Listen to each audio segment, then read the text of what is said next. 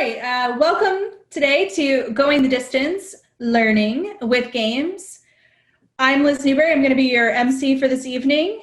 I'm joined here today with an all-star panel of govies, that's right, government employees out in the wild, actually talking about games. We're so excited to be here. I'm joined today by a full cast. A little bit about myself first.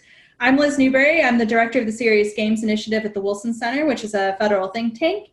And I have a doctorate of games, as it were. I have a PhD in communication studies, but I focus on games. I'm joined with today with Sarah. Yes, hi, I'm Sarah Hughes. I'm a communications designer and a qualitative researcher with the lab at OPM. We're a group of designers who work within government and across government. And what for those tuning in from home, what is OPM? Office of Personnel Management. Awesome, thank you so much. And then we're also joined today by two colleagues from the Smithsonian, different parts of the Smithsonian, but first, Ruben. Hi, my name is Ruben Brenner-Adams, and I'm an interactive developer at the Smithsonian Science Education Center. And then Cody. Hi, everybody. My name's Cody Coltharp, and I'm a digital interactive designer at the Smithsonian Center for Learning and Digital Access. Awesome. Thank you again so much for everyone who's tuning in today. We're going to be available also through the chat, so feel free to click like and subscribe. Wrong medium. Feel free to put in questions in the chat as we go through. We're going to kind of keep this at a quick pace, but just as an overview, not everyone in government knows each other, surprisingly. It's a big beast. So we're all coming out of a group called the Federal Games Guild, which is an informal community, which means that we're not formally organized through any government structures, but we're a bunch of people who believe in games and the power of games to activate the public and also in general meet our various mission goals, which means that we try to use games, we love games, and we're here to talk more about games. The mission of this particular panel is going to be to provide tools and insights that can be used for distance learning, specifically games, because we love them.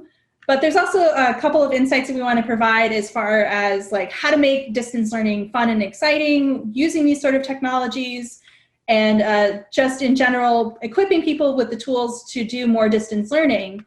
The question might be why? Well, unfortunately, or not, distance learning is today our new normal. It's not new. It's not as in like we have been distance learning for quite a while now, but in general, it's become a much more pressing issue of today. So we thought we might step into this conversation and provide a couple of different games that we've been developing over the course of several years that can be either a starting point for conversation about distance learning, or can really sort of hopefully be a useful tool for those sorts of cases. I'm going to hit it off here. Again, I'm from the Wilson Center, which is a federal think tank. We're generally focused on international policy, is a tribute to President Woodrow Wilson and his 14 points.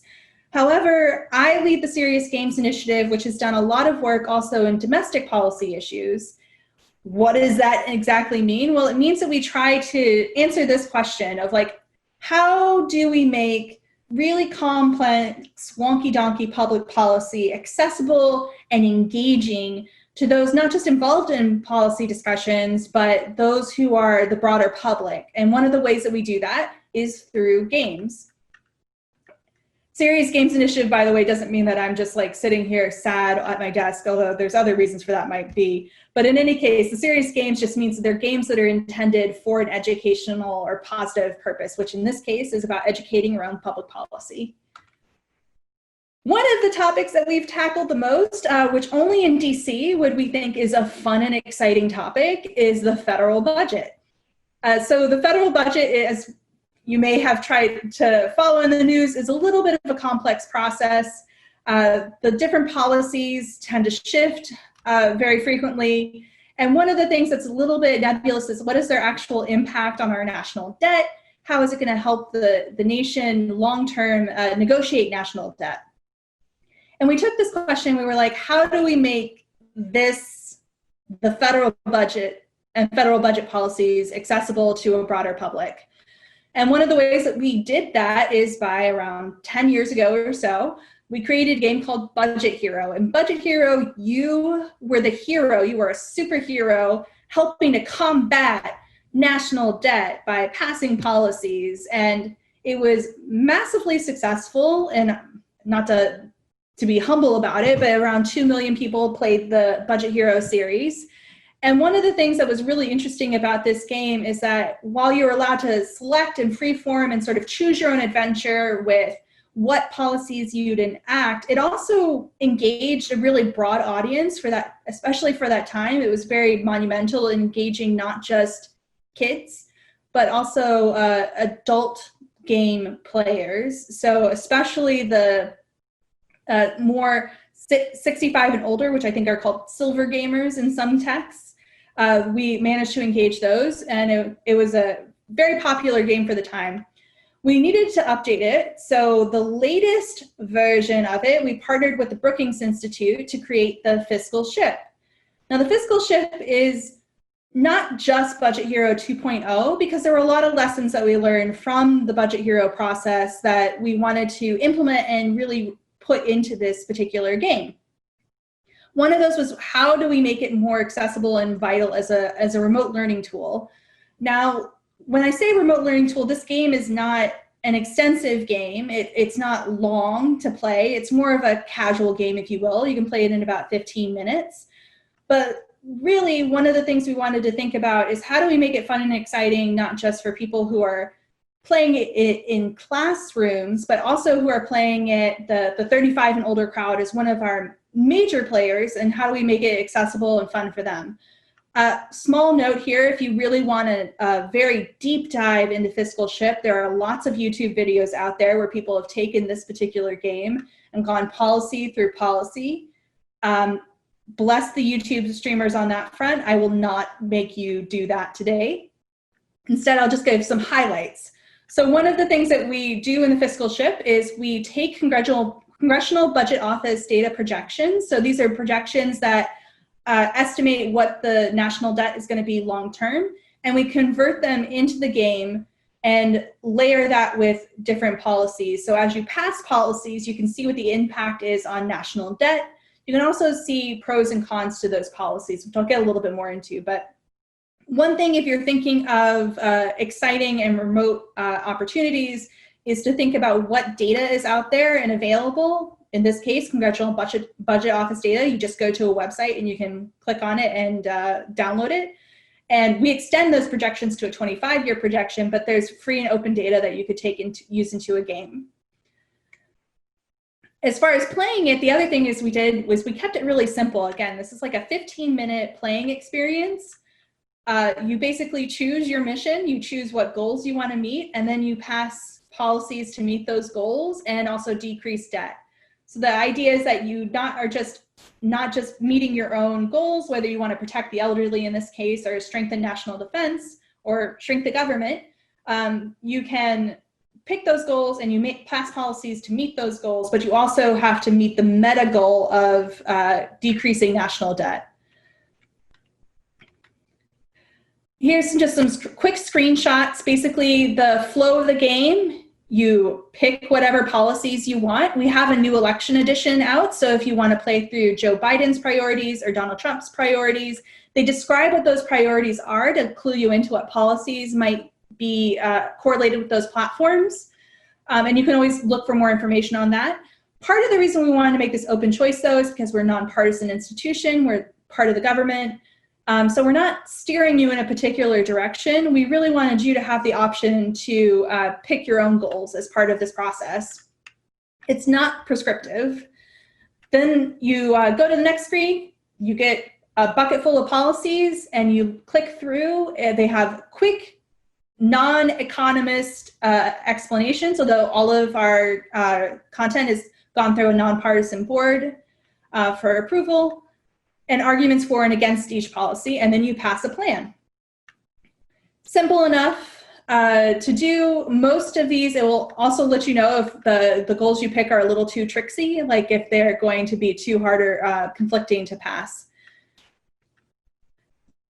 One of the things we heard from teachers is that they wanted also tools, and this is from the Budget Hero, one of the things we learned is that they need teaching tools in order to really implement this in the classroom. So again, we partnered with the Brookings Institution. They created this wonderful PDF that goes through different teaching tools. We also have colleagues who have made a plan or a lesson plan that is not quite plug and play, but pretty close to plug and play. And it really walks you through how you can integrate this into a classroom experience. This is growing to be more the standard in gaming spaces when they're used in educational settings, is to provide these sort of curriculums and tying it very closely to the curriculum. I think Ruben's going to talk a little bit more about that later on. But really, how do you make it just it's not just here kids play a game, but really making it about a full-on learning experience.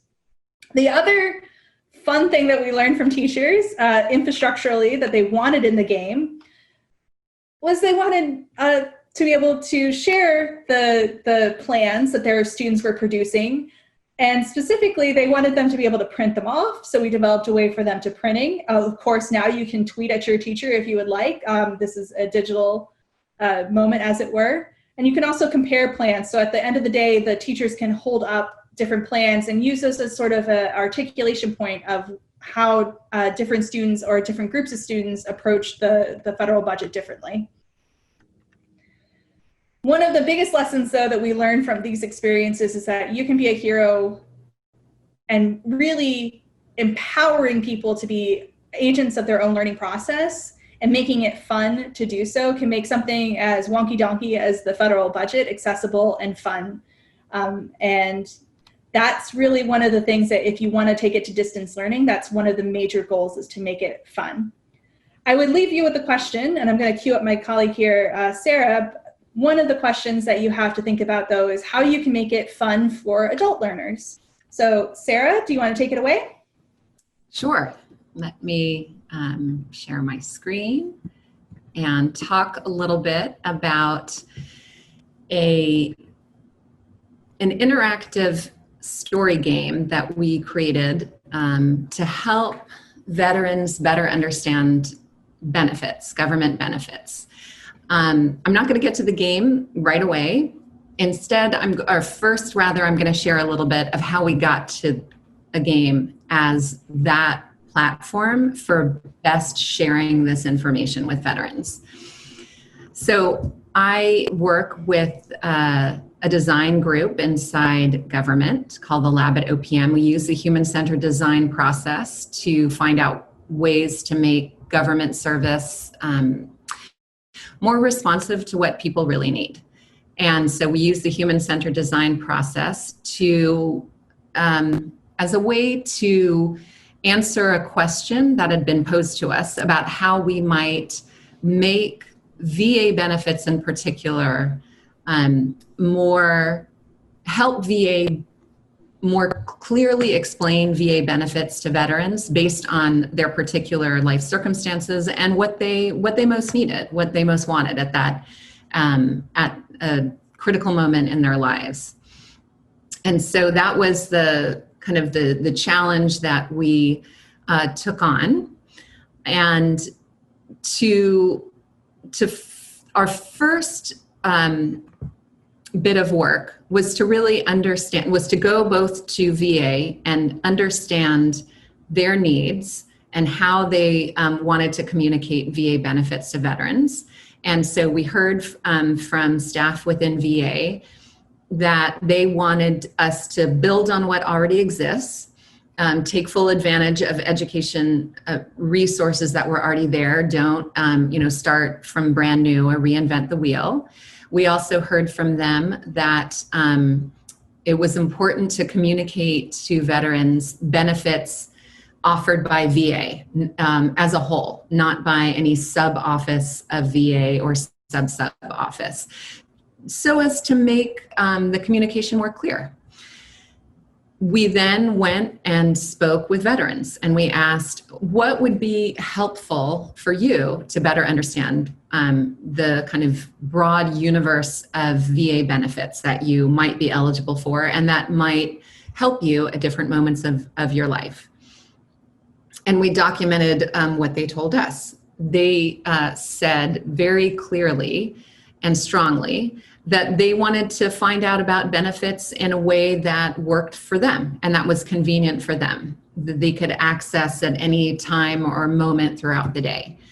We also heard from them that, from the veterans, the many veterans we interviewed, that it was important for them for VA benefits information to come to them in a way that was customized to their moment in life. So don't show me if I am just starting out, kind of starting out in my 20s or 30s. Don't show me too much information about retirement benefits. What's on my mind is more so housing subsidies or the GI Bill. So customize your conversation with me based on where I am in my life. So what we did then is we came up with some different prototypes that we thought might answer the needs of the agency and, very importantly, the needs of veterans. And we used what we heard from both, crosswalked our prototypes against people's needs, or considering people's needs top of mind. And it was an interactive story game that we found best met those needs. In particular, an interactive story game would allow veterans to move through decisions and scenarios around spending education benefits, because in this particular game, we focused just on education benefits within VA.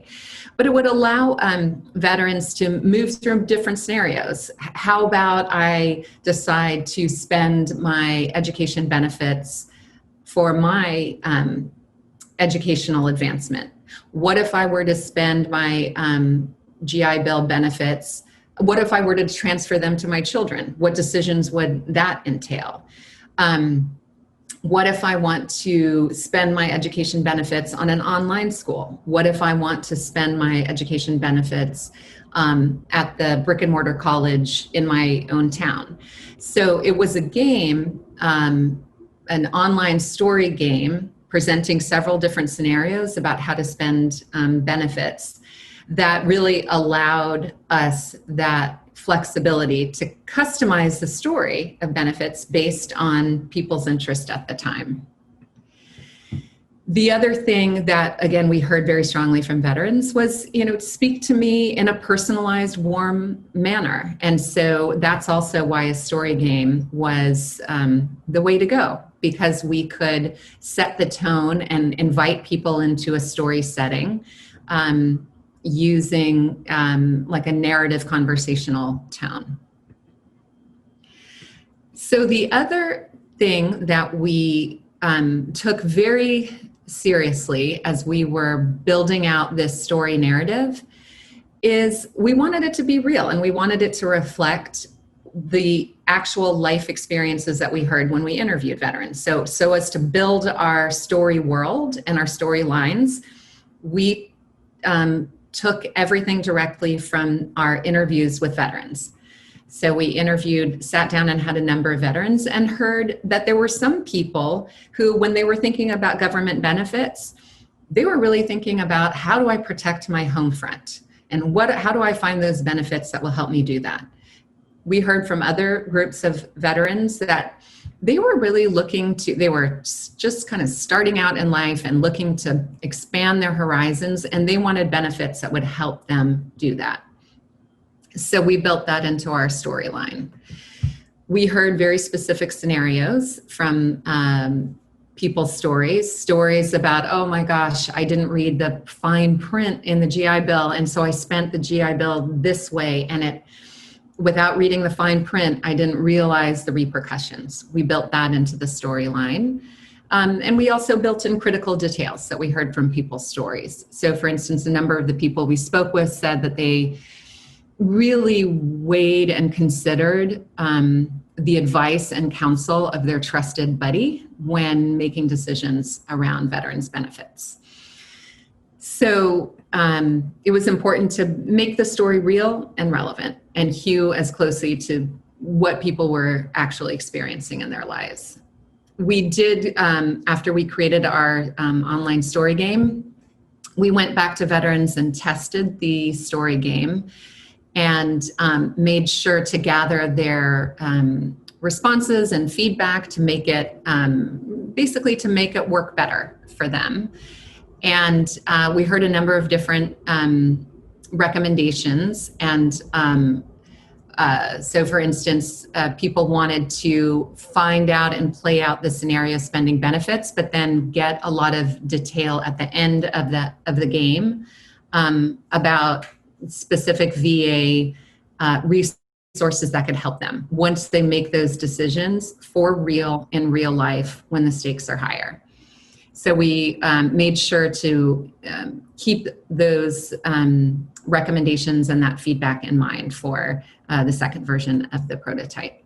And we heard, most importantly, we heard that it was helpful. We heard that an online story game did help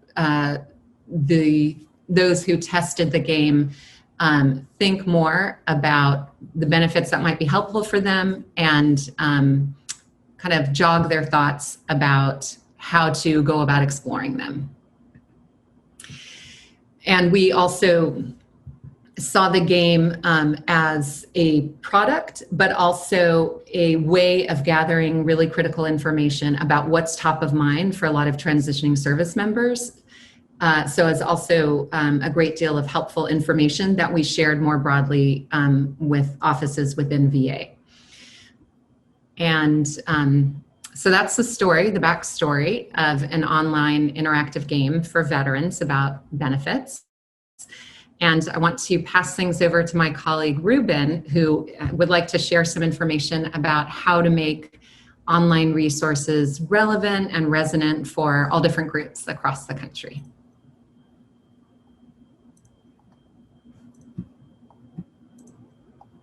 Thanks, Sarah. Like I said earlier, my name is Ruben Brenner Adams, and I'm an interactive developer at the Smithsonian Science Education Center, which is a small unit within the Smithsonian Institution. And I'm going to tell you a little bit about distance learning resources from the Smithsonian Science Education Center. And then my colleague, Cody, is going to talk about distance learning resources from the Smithsonian Center for Learning and Digital Access, as well as a couple of other units around the Smithsonian. So first, I want to talk a little bit about the Smithsonian Institution. When most people, if most people who have heard of the Smithsonian Institution think about museums, and they think about the Smithsonian Castle, which you can see in the picture here. And the museums, you know, they're all around the National Mall in Washington, D.C. They're iconic buildings. They're really amazing cultural, scientific, historical sites. And there are other museums that the Smithsonian operates in other places around the country. But I want to point out that the Smithsonian not only is the world's largest museum complex, but it's also the world's largest museum education and research complex. And not only does it include museums, it also includes 9 research centers, 5 education centers, 3 cultural centers, 21 libraries, and a zoo, the National Zoo here in Washington, D.C. And I am coming to you from one of the education centers, the Smithsonian Science Education Center, and Cody is going to be talking to you about the Smithsonian Center for Learning and Digital Access, which is another one of the education centers. So Ruben, real quick, is it fair to say that you get to work with pandas? Not directly, but one of the games that I'm going to talk about does involve pandas, and we did get a lot of our research data from the National Zoo. Awesome. So one of the things that is clear about the Smithsonian is that it believes in lifelong experiential learning. Each normal year, the Smithsonian reaches 11 million people through our educational programming in person and 33 million people through museum visits. Obviously, that is in a normal year. So things are a little bit different right now. And that's why we're talking about distance learning. going a little deeper into the Smithsonian Science Education Center, it is the only Smithsonian organization dedicated to formal STEM education. So that means that we're really invested in classroom learning in science, technology, engineering, and math. And we are specifically creating curriculum and resources that are great for teachers and students in the classroom. But in the case of our digital resources, we're also creating products that are useful for students outside of school, in supervised or unsupervised situations, and in informal spaces like after-school programs and other sort of less classroom-focused areas. The mission of the Smithsonian Science Education Center is to transform K-12 education through science in collaboration with communities across the globe. And we were working to promote and accomplish this mission for years. But in 2020, K-12 education was transformed just, by itself. And so we have really had to adapt what we are producing and how we're engaging with our students and teachers to reflect the realities of a society where students aren't necessarily going to school 5 days a week, and may not be going to school physically at all. So here is the broad link for the Smithsonian Science Education Center's distance learning resources. I wanted to give it its own slide so that if you want to take a picture of it, you can easily find it and access it. On this site, we have a number of resources, and I'm going to talk about some of the highlights. So one of the best distance learning resources that we have is our collection of digital media. This includes games, apps, simulations, animations, videos. I think that's all. Ebooks as well. It's just a really, really amazing library of digital, interactive, and passive learning resources. A lot of them are good for ages 5 through 14 or so. Some are good for high schoolers, and then there are some great resources for adults and teachers and educators as well. From this group, I wanted to highlight two resources in particular. So this is a game called Tami's Tower, Let's Think About Engineering, and it is an engineering design game for ages approximately 4 through 8, although Liz will attest it's great for adults too, and Cody as well. The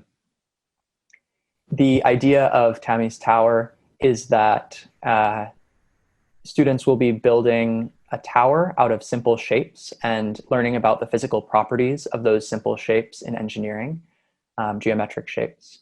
And once they've built the tower to a specific height, an animal, a heavy animal, in this case, an Asian elephant, or it could be a giant panda, will come running across the screen and shake the ground. And so the tower must be stable enough to stand up through the shaking so that Tami, the main character in the bottom left there, who's a golden lion tamarin, can climb up the tower and reach the fruit on the branch overhead. So this is a really great resource for students, both in formal learning spaces as well as informal learning spaces. I've had kids love to play this. They would, when we were showing this at a conference, kids would take the iPad and not give it back for like an hour because they just needed to beat all the levels. It's super engaging and fun. It's available for free on our website at the link in the bottom left, as well as on Apple devices, Google devices, and Amazon devices for free download. And some of these games are in multiple languages, right? Yep, Tami's Tower is available in English and Spanish. And I also wanted to note that if you go to that link at the bottom left on our website, You can also find a free lesson plan that accompanies the activity. It's not associated with any particular curriculum. It's just sort of a standalone lesson.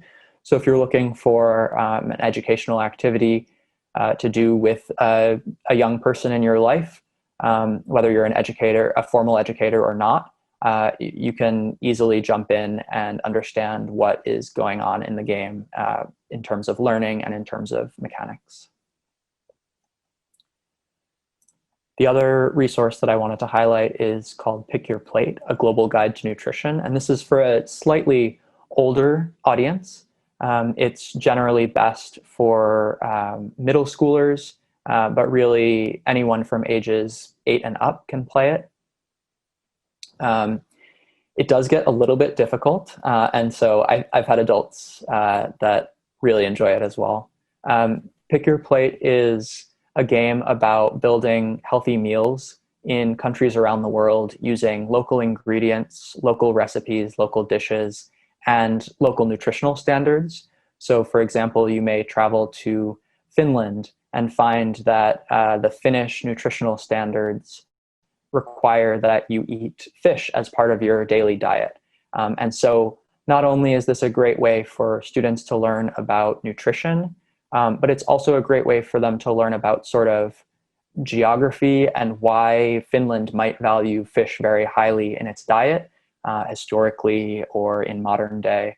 So I think it's just really interesting to be able to compare the nutritional information or the nutritional guides of these different countries, both visually and in the way of thinking about why they choose the nutrition categories that they do.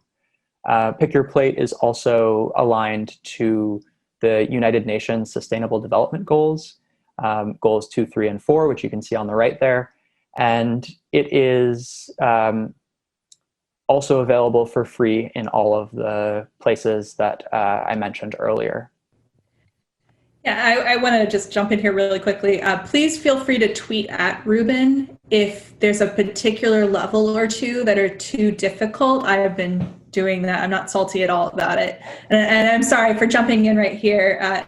My dog was barking while Sarah was presenting, so I didn't want to interject there. But Pick Your Plate is a very, very fun game, even for adults.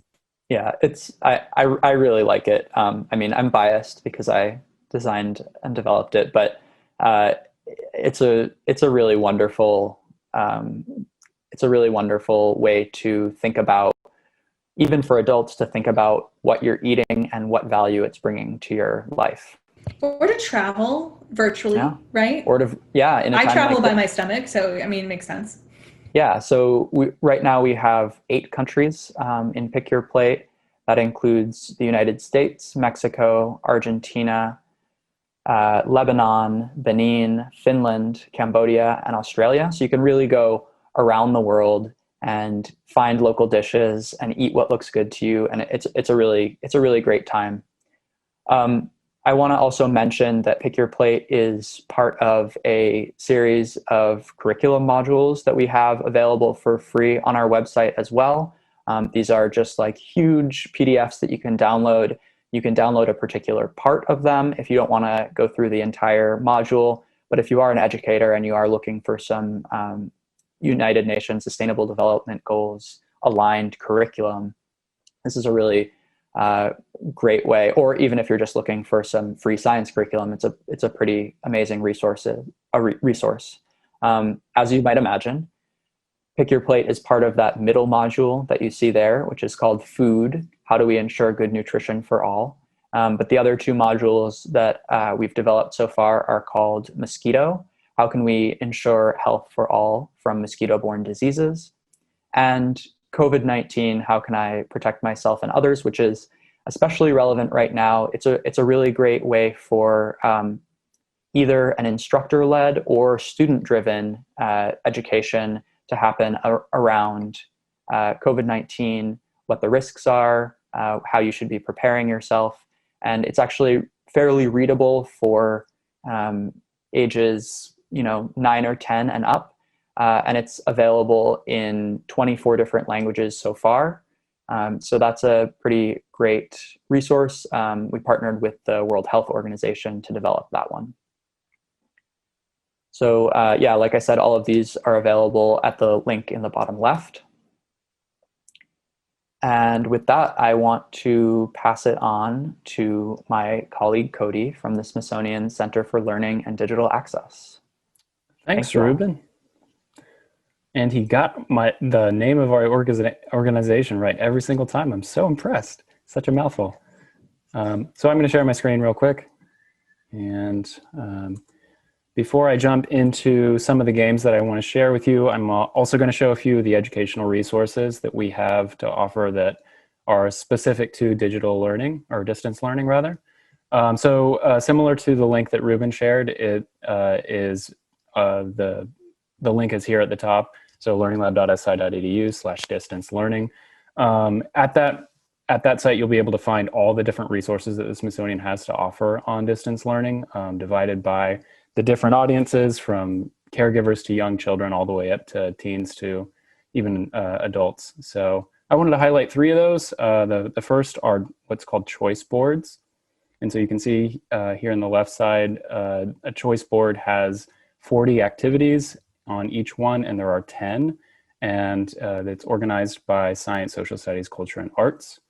The next one is a summer road trip activity guide for those that have kids that are elementary age. It's chock full of educational activities that are super high touch that they can do on a road trip, or if they're bored at home. And then finally, the distance learning education guide. This is divided up by age, and it is just a comprehensive list of everything that the Smithsonian has to offer as far as distance learning. So there's a lot of activities out there. The Smithsonian is huge, and sometimes it's easy to get overwhelmed by having too much. But if you are just feeling totally bored or wanting something to do, then I recommend going to this site. So on to the games. I'm going to share 3 games from our office, and then I'm going to share a couple from other offices. But in general, the theory is that the Smithsonian has a lot of stuff. We have millions and millions of artifacts, artworks, images and paintings and texts and audio. And the Smithsonian is not just about collecting this stuff, but it's also about collecting those stories. And so our theory about games is to take those stories and present those objects in a way that is super engaging and super fun, and has an impact on the audience more than just looking at a regular object and listening to it or reading some kind of placard. So I'm going to give you 3 examples of that, and then I'm going to go into 2 additional examples from other museums. And I'm going to be as quick as I can, because otherwise Liz will remote call my cat to jump into my lap to cut me off. So this first one, the Wright's flight, it is a simulation of the Wright brothers' original flight. And in this kit, there's a classroom activity that connects to standards, and 2 interactive online experiences, one where you go through the iterative design processes of designing a flyer, and the other that you just test, as you can see in the GIF in the top right, test what it would be like to fly that flyer. The next one is called Journey Through an Exploded Star. The link, again, is in the top right. And this is a 3D representation of data that's collected across the electromagnetic spectrum of a supernova, or a star, exploding.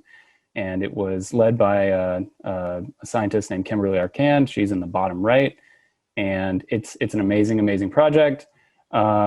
In this kit, it has a classroom activity where it goes through the basic properties of the electromagnetic spectrum. And in the top right is the interactive, where you can go through and explore that data in 3D. And the bottom left, it's a 360 mobile VR experience where Kim narrates what you're seeing. And the bottom right is a video of Kim explaining what it's like to be a scientist, specifically one that studies stars. So Cody, here you really developed a sort of a holistic educational experience, like in a lot of different ways, using a lot of different mediums. Was that just, we really love supernovas, or was there a deliberate choice in making like a website and an interactive and a VR experience? Yeah. No, absolutely on purpose. I think there should be a huge spectrum of technology because not every classroom has access to like VR equipment, right? Like maybe 1 out of 100. And most classrooms, in my experience at least, it has been really, really slow internet on computers that were around before the dinosaurs. So how can you make experiences that every kid at every classroom is able to do either in school or at home? And so when I'm designing, I try to hit that whole entire spectrum of either zero technology and just having something that you can print and play at home. And you'll see a couple examples of that, to web only, no downloads necessary, to mobile devices. So I really want to hit a spectrum of experiences and focus on what those specific experiences offer the best. So yeah, absolutely. It's a big part of it. And if I go over, Liz, it's because you interrupted. Okay, so the next one is the Secrets of the Sea project. This was just recently released in April. And again, it's the same kind of formula where we have a classroom activity and that is aligned to next generation science standards. There's an online interactive, and again, it's just WebGL. You just load it up in your browser. You don't have to download anything. All the narration is closed captioned, again, by the lead scientist. This time it's Dr. Nancy Knowlton from the National Museum of Natural History, and she's in the bottom right. Again, the idea of a high touch, how can I experience this even just on paper? And so we created a print and play card game to go along with it. And then that video of what it's like to be a marine biologist. And we're really lucky to have Dr. Knowlton because she's had just decades of experience to work with the oceans. And she just has this incredible knowledge and this incredible voice around the oceans. So that's Secrets of the Sea. And now I'm going to jump into two other projects that some of my colleagues have made. This is the Apollo Moonshot, and this is for Apple and Android devices. And it's primarily an AR app that it provides a bunch of different experiences where you can have the lunar module rotating around your room. But it also has a lot of really amazing archival footage and rarely seen footage, and as well as some audio recordings that were previously unreleased, all from the vaults of the National Air and Space Museum. So it's a really, really neat experience. It tied in with a video series that they had worked on. And the last one, Ripped Apart, from the National Museum of American History. And in this game, it's for Apple and Android devices. You assume the role of a museum curator and you try to solve a mystery using real documents dating back from the Civil War. And it's kind of a ghost story. It's really fun. And I highly recommend this one as well. So that's all I've got. If you want to access the resources that all of us have shared, there is a short link in the bottom right of this screen. So it's s.si.edu/PAX2020. And with that, I think we'll do a farewell and then jump into questions. Liz, I guess I'll pass it back to you. Great. Thank you so much, Cody. I was very scared to ask any further questions, but now we'll give everyone else an opportunity to ask questions. So feel free to jump in, and we are very grateful that you came to our panel and looking forward to any sort of questions, quandaries, or ways that we can direct you beyond the scope of our presentations. Thanks.